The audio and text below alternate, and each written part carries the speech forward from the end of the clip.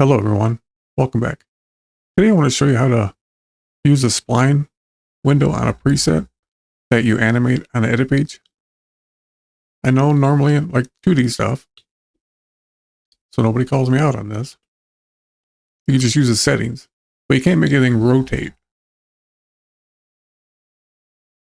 only horizontally. And the new keyframe editor on the edit page does not work with a preset like this, only the transform.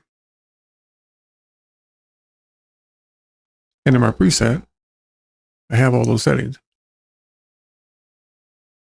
I made this little robot to demonstrate this. You see I have everything keyframed here.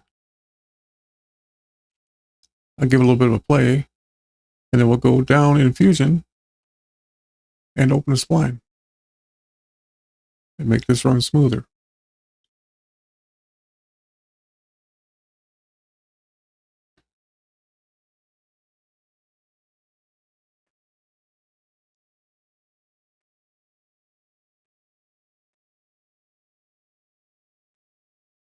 Once you get into Fusion,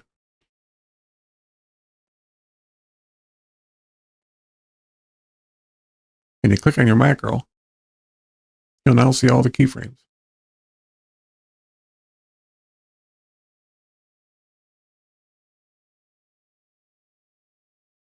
I have to use this on-screen keyboard because I'm paralyzed. I can't use my hands and arms, that's why it's up there.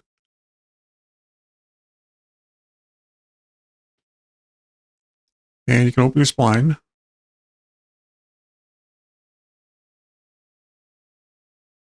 And it's all the same. Go zoom to fit. Select all. And F on the keyboard.